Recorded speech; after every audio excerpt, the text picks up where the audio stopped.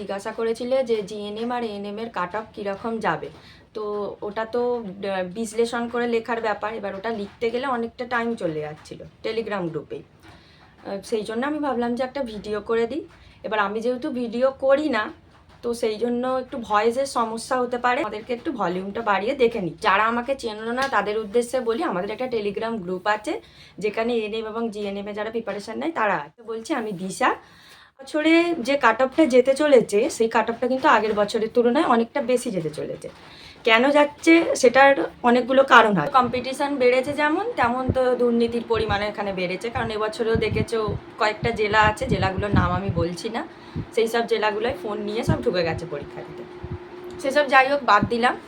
তো এবারে চলো ভিডিওটায় যাওয়া যায় যে এবছরের কাট অফটা কীরকম হতে চলেছে। 2024-এ এএনএম এর সিট আছে 870 জনের কাছাকাছি, জিএনএম আছে 2727 এবং মেলদের জন্য আছে 120।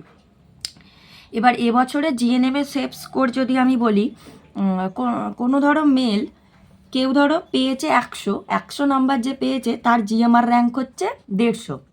এবার যদি জিএমআর র্যাঙ্ক 150 হয়, যেহেতু এখানে মেলদের সিট আছে 120, তো সেখানে 150 পর্যন্ত যার র্যাঙ্ক আছে সে কিন্তু বসবে কাউন্সিলিংয়ে, তার একটা পেয়ে যাওয়ার চান্স আছে। কারণ হতে পারে যে কেউ কেউ হয়তো কাউন্সিলিংয়ে বসেনি বা অন্য কিছুতে সে চলে গেছে, তাহলে সেক্ষেত্রে তার একটা সম্ভাবনা থাকতে পারে 150 পর্যন্ত। আর সমস্ত রকমের কাস্টের লিখে দেবো, আর এদিকটা হচ্ছে সমস্ত রকমের নাম্বার থাকবে, আর এদিকে হচ্ছে জিএমআর র্যাঙ্ক থাকবে। এটা জিএনএম মেলদের বলছি, পাশে আমি জিএনএম ফিমেলদের করে দেবো, তারপর আমি এএনএমে আসছি। আচ্ছা, এখানে তোমরা সবগুলো দেখে নাও যে এটা হচ্ছে এসটি যাদের আছে 7000 র্যাঙ্ক যাদের আছে তাদের 61+ নাম্বারে মোটামুটি এইরকম কাছাকাছি র্যাঙ্ক হয়েছে।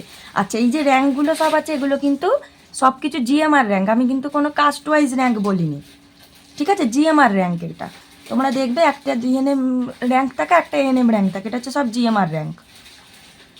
তো 95+ হচ্ছে 250 এইরকম র্যাঙ্ক আসবে।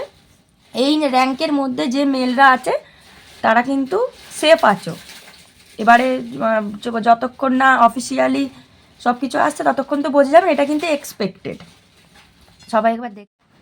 এবারে আসছি ফিমেলদের। ফিমেলদের দেখো 68+ যাদের নাম্বার আছে তাদের 3500 মতন র্যাঙ্ক হয়েছে। এইভাবে একদিকে আমি কাস্টগুলো লিখে দিয়েছি, বাকি সব নাম্বার এবং র্যাঙ্কগুলো তোমরা নিজেদের দেখে মিলিয়ে নিও।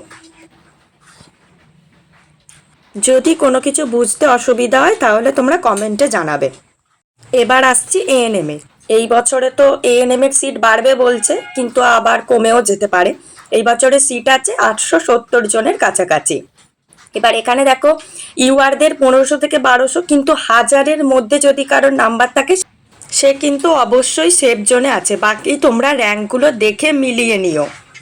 পুরোটা আমি আরও একবার দেখিয়ে দিচ্ছি, তোমরা একবার দেখে নিও। যার যার র্যাঙ্ক আছে এখানের মধ্যে থাকলে তারা কাউন্সিলিংয়ে বসো। অবশ্যই সকলেই কাউন্সিলিংয়ে বসো, কারণ কাউন্সিলিংয়ের টাকাটা তো ফেরত দিয়ে দেবে, আর যারা অ্যাডমিশান নেবে তাদের অ্যাডমিশান ফিসের থেকে কাটিয়ে দেবে। আর যারা যারা এখনও না বুঝতে পারছো তারা কমেন্ট করো, কমেন্টে জানাও। আর যারা আমাদের টেলিগ্রাম গ্রুপে যুক্ত নেই তারা আমার টেলিগ্রাম গ্রুপে যুক্ত হয়ে যেতে পারো।